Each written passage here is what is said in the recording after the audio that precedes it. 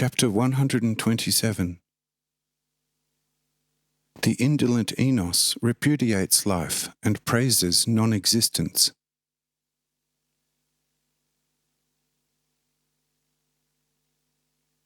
These words went like glowing arrows through the heart of Enos and many another person, and he and everyone else began to seriously ponder this question.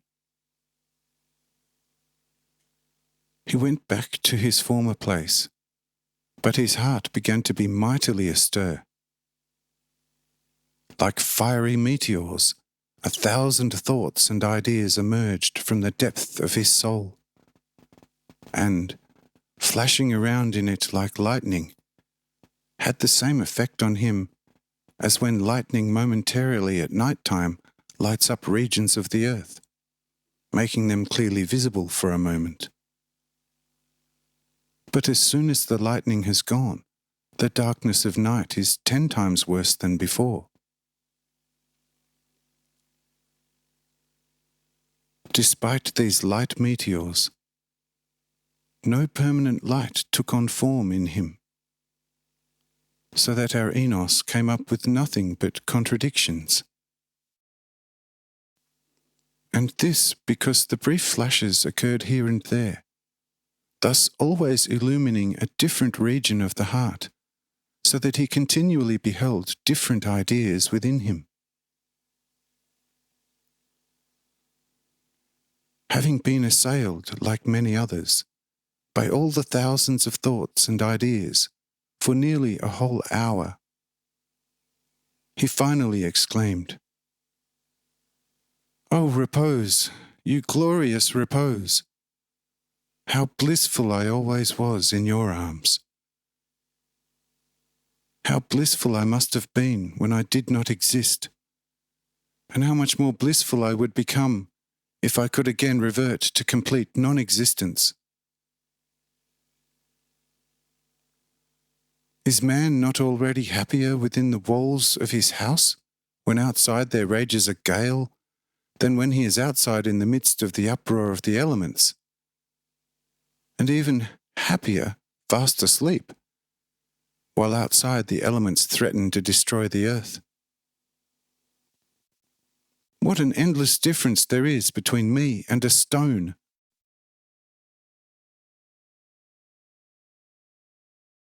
I must think, or at least dream.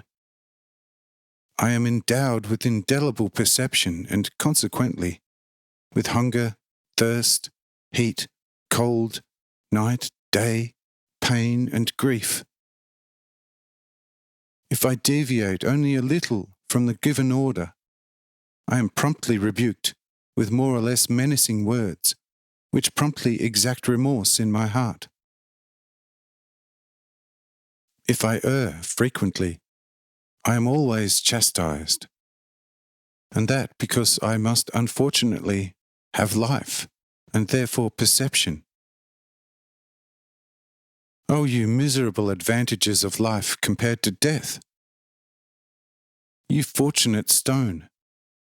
You are there, firm and strong, without life and perception, and without the need for food and drink. You are not assailed by thoughts and ideas. You know of no law save mutely that of the most blissful, undisturbed repose. You are forever oblivious to hunger, thirst, heat, and cold. Your being devoid of perception feels no knocks and no pain. You do not know grief and sorrow. You do not age. Love does not tear your heart apart, since you, lucky one, have none. Oh, you most enviable stone!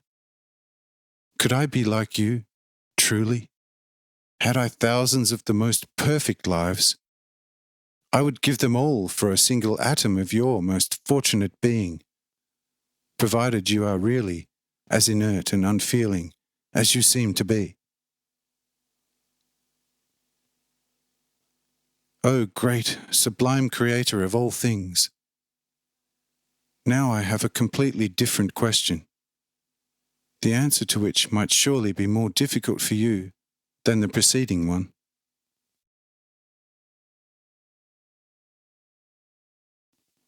You want to give me life in its fullness, so as to give me blessedness.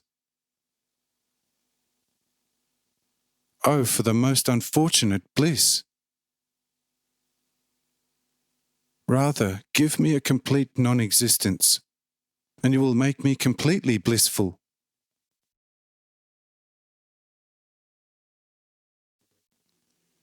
How blind and foolish must be he who praises the always worrisome life happy, which, the more perfect it is, must be all the more worrisome and thus unhappy.